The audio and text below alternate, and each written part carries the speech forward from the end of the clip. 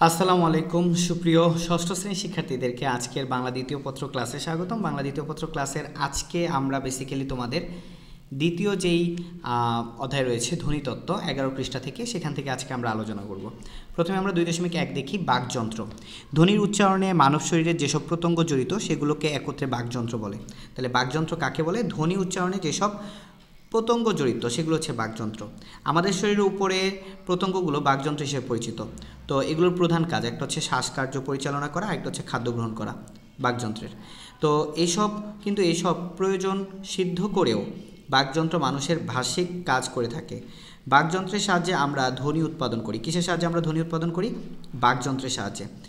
বাকযন্ত্র এলাকা বিস্তৃত, এর মধ্যে রয়েছে ফুসফুস, তারপর রয়েছে শ্বাসনালী, তারপর হচ্ছে স্বরযন্ত্র, তারপর হচ্ছে স্বরতন্ত্র, জিভ, ঠোঁট, তারপর হচ্ছে নিচের চোয়াল, দাঁত তালু, তারপর হচ্ছে গলনালী। এছাড়াও রয়েছে মধ্যচ্ছদা ও চিবুক। সো আমরা এখানে কিন্তু দেখতে পাচ্ছি আমাদের যে শরীরের বাকযন্ত্রের অংশগুলো আমরা দেখতে পাচ্ছি, ঠিক আছে? সো তোমরা এই চিত্রটা ভালোভাবে দেখবা। এবার হচ্ছে স্বরধ্বনি। খেয়াল করো শিক্ষার্থীরা, স্বরধ্বনি কি?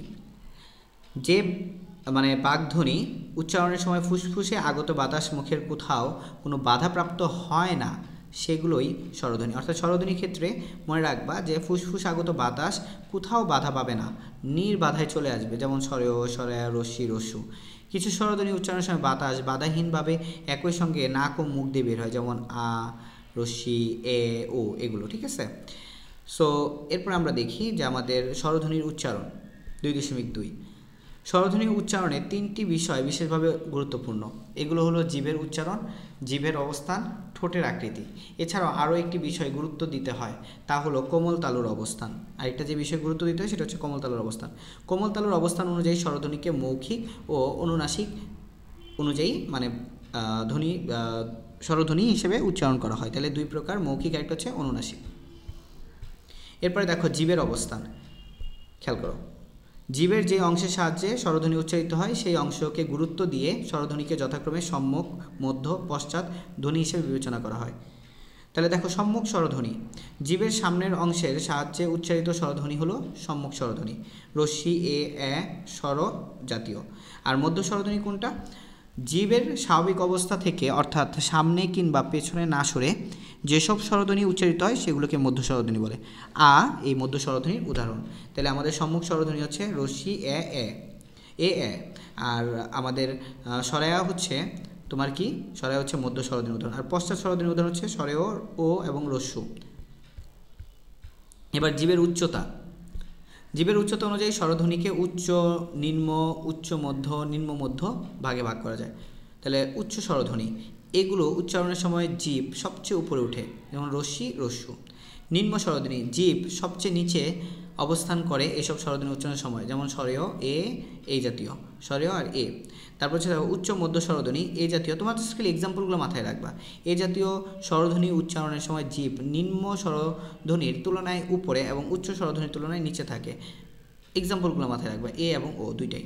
এখানে একটু খেয়াল করো, এ কিন্তু দুই জায়গায় আছে, উচ্চ মধ্য, আবার আছে হচ্ছে নিম্ন স্বরধ্বনিতে। নিম্ন মধ্য স্বরধ্বনি, নিম্ন মধ্য স্বরধ্বনি কোনটা দেখো? এসব স্বরধ্বনি উচ্চারণের সময় জীব উচ্চ মধ্য স্বরধ্বনির তুলনায় নিচে এবং নিম্ন মধ্য স্বরধ্বনির উপরে উঠে, যেমন এ আর ও, এ আর কি? ও। সো খেয়াল করতে পারো যে এখানে আসলে এক্সাম্পলগুলো দেখানো আছে, ঠিক আছে? জীবের উচ্চতা অনুযায়ী স্বরধ্বনি। এরপর আমরা দেখি ঠোঁটের অবস্থান। ঠোঁটের অবস্থান অনুযায়ী স্বরধ্বনির উচ্চারণকে দুই ধরনের বৈশিষ্ট্য লক্ষ্য করা যায়। ঠোঁট গোলাকৃতি অথবা অগোলকৃত অবস্থায় থাকতে পারে। ঠোঁটের এইসব অবস্থা ভেদে উচ্চারণগুলোকে গোলাকৃতি ও অগোলাকৃতি স্বরধ্বনি হিসেবে বিবেচনা করা হয়। যেসব স্বরধ্বনি উচ্চারণের সময় ঠোঁট গোলাকৃত হয় সেই স্বরধ্বনিগুলো হলো গোলাকৃতি স্বরধ্বনি, অর্থাৎ স্বরেয়, ও আর রস্যু। অন্যদিকে যেসব স্বরধ্বনি উচ্চারণের সময় ঠোঁট গোল না হয়ে বিস্তৃত অবস্থায় থাকে সেগুলোকে অগোলীয় স্বরধ্বনি বলে, যেমন রস্যি, এ আর এ। সো আমরা দেখি এখানে যে কোনটা আসলে কোন রকম হয়। রস্যি এরকম হয়, গোলাকৃতি রস্যু হয়, আর এ একটু বেশি ফাঁকা হয়, আর রস্যু বেশি ফাঁকা এবং গোলাকৃতি হয়। এবার দেখো আমরা একটু খেয়াল করি যে আমাদের এখানে বলছে রস ও দীর্ঘ স্বরধ্বনি। বিশ্বের বহু ভাষায় একই স্বরধ্বনি দুইটি উপলব্ধি আছে। উচ্চারণকালে কিছু স্বরধ্বনি স্বল্প স্থায়ী হয়, সেগুলোকে আমরা আবার অন্যগুলো হচ্ছে অধিক স্থায়ী হয়। দীর্ঘস্বর উচ্চারণের সময় আরও দুইটি দিক উল্লেখ করতে হয়, সেটা হচ্ছে নিচের চোয়াল মাংসপেশির বেশি চাপ পড়বে এবং মুখ দিয়ে রস স্বরের তুলনায় অধিক বাতাস বের হবে। রস স্বরের দীর্ঘ উচ্চারণ ভেদে দুইটি ভিন্ন অর্থবোধক শব্দ তৈরি হয়। ইংরেজিতে বিট ও বিট শব্দ দুইটি, প্রথমটির উচ্চারণ রশ্মি, হ্যাঁ, আর দ্বিতীয়টির উচ্চারণ হচ্ছে রশ্মি দীর্ঘ যেটা। তো এই দুই স্বর উচ্চারণের কারণে ইংরেজিতে দুইটি ভিন্ন অর্থবহ শব্দ তৈরি হয়েছে। বাংলা ভাষায় সবই স্বরই রস, কিন্তু আমাদের লিখিত ভাষায় কিছু দীর্ঘবর্ণ রয়েছে, যেমন নদী, তরি, এটা হচ্ছে দীর্ঘবর্ণ, দীর্ঘই, ঠিক আছে, দীর্ঘবর্ণ, রস্যই, ঠিক আছে, মানে রস্যিটা হচ্ছে তোমার সংক্ষিপ্ত বা রস আর কি। তো এই সব শব্দের স্বরের দীর্ঘ উচ্চারণ হয়তো করা যায়, কিন্তু তাতে দুইটি ভিন্ন অর্থবাহী শব্দ তৈরি হয় না। অর্থাৎ লিখিত ভাষায় যাই থাকুক, আমাদের সব স্বরেই রস। এরপর দেখো কোমল তালুর অবস্থান। মৌখিক স্বরধ্বনি উচ্চারণের সময় বাতাস কেবল মুখ দিয়ে, আর অনুনাসিক স্বরধ্বনি উচ্চারণের সময় বাতাস কেবল মুখ ও নাক দিয়ে বের হয়। জানা দরকার কিভাবে বাতাস মুখ এবং কখনো নাক ও মুখ একসঙ্গে বের হয়। আমাদের মুখের উপরে রয়েছে তালু, মুখের উপরে কি রয়েছে? তালু। এটি দেখতে অনেকটা গম্বুজ আকৃতির, ঠিক আছে। তো এই তালুর পেছনের গম্বুজ আকৃতি, তোমরা তো তালু চিনো, উপরের যে পাটটুকু, ঠিক আছে। তো এই তালুর সামনের অংশ শক্ত, কিন্তু পেছনের অংশ নরম। দেখবা যে তালুর তুমি যদি জিভ দিয়ে ঠেলো, তাহলে সামনের অংশটুকু তুমি শক্ত পাবা, দাঁতের পাটির পর থেকে, কিন্তু পিছনের অংশটা কিন্তু একদম নরম। সে ক্ষমতা আছে কেবল নরম অংশের। নরম বলেই তালুর পেছনের অংশকে বলা হয় কোমল তালু।